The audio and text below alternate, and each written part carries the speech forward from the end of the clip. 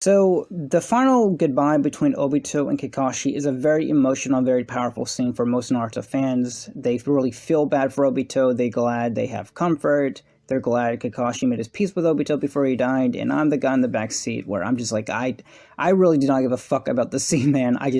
I really do not like the goodbye with Obito and Kakashi. It just aggravates me really, really bad because I'm going to explain why. I do not like the scene. So in the original Naruto, in the early stages of Naruto, when Zabuza died, Kakashi told Zabuza, "We're not the ones to decide where we go. We're not the ones to decide where you will go, Zabuza."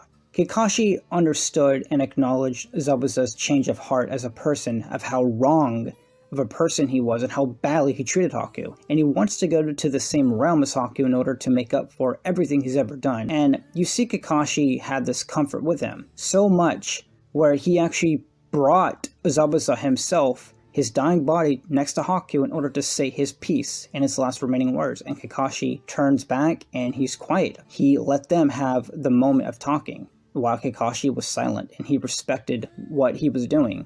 And it was a very powerful scene. And just like the real world, we can't decide where someone goes, regardless how much hatred we have for someone, of how much wrong they've done to someone. We're not gods. We can't control where they go. Zabuza, in the context of Naruto, was also a horrible person. Why does he deserve to go see Haku in the afterlife? It doesn't make any sense, right? Kakashi hopes that he will go to the same realm as Haku in order to have his peace, but we're not the ones to decide that. And to back my statement up, when the Third Hokage died, Iruka said it in a very mature way to Naruto. When Naruto asks, why do the good ones always have to be the ones to die?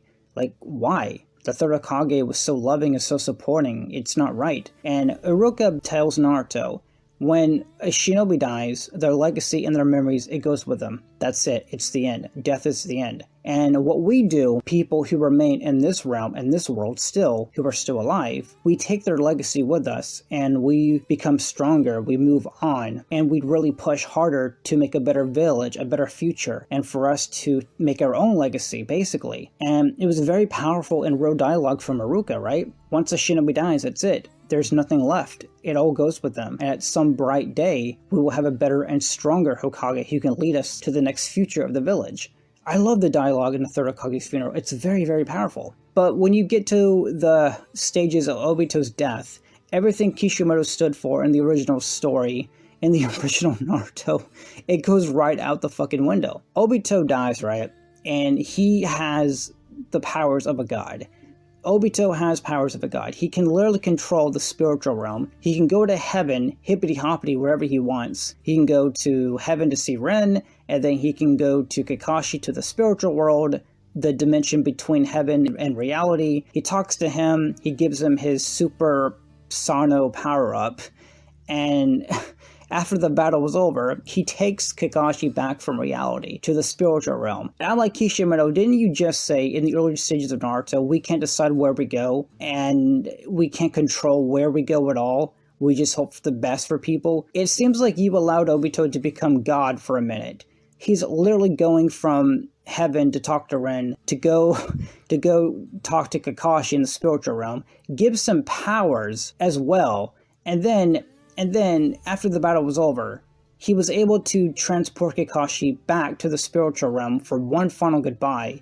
And I'm glad they made their peace. I am glad made peace for both of these characters, for the Naruto fans. I'm glad for you, but like, I just can't get invested in this writing because like, it was bullshit. It went against everything in the original story of Naruto. And this is the problem with some Naruto fans in this community. They will give Kishimoto a pass as long as he makes a scene very emotional. And to me, that's just an excuse. As much as I love Naruto's goodbye with Minato, a very powerful moment for the character of the journey of Naruto, and Sasuke's character and Sasuke's context, Minato should have not been in the war. Minato died pretty recently, and Sasuke had mostly questions and answers, Hashirama and Tobirama.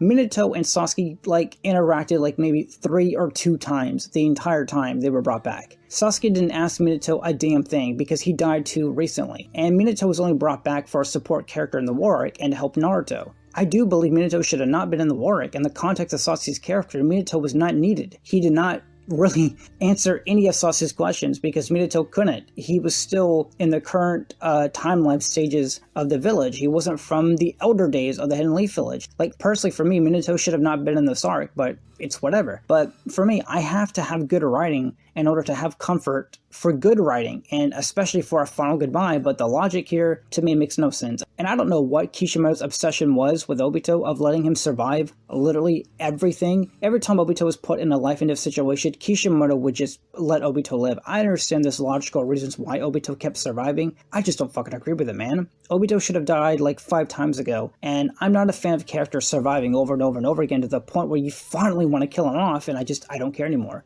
I don't care about Obito's death. I don't care about his final goodbyes with Naruto. I do not care about Obito saying goodbye to Kakashi. The logic and the writing and Obito becoming God for a minute, and it goes against the original writing when Kakashi said to Zabuza, we can't control where we go. We don't know where we're going to go after we die. We just hope for the best. Obito was able to control everything. He was able to do whatever the fuck he wanted after he passed on. And the logic in the original Naruto story is just, it retconned it. Like, this is not how you die and leave a legacy. It's Obito actually still being alive and actually still doing stuff after he died. The Third Hokage never came from heaven and gave, like, any of the characters, like, a final goodbye or a final message. No, when the Third Hokage died, he fucking died. He didn't have no spiritual realm afterlife treatment. So how the fuck did this happen with Obito?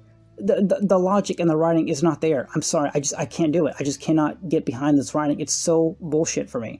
But this is my rant. I'm DLX. Subscribe if you want. Send you weird. Have a good night. Bye.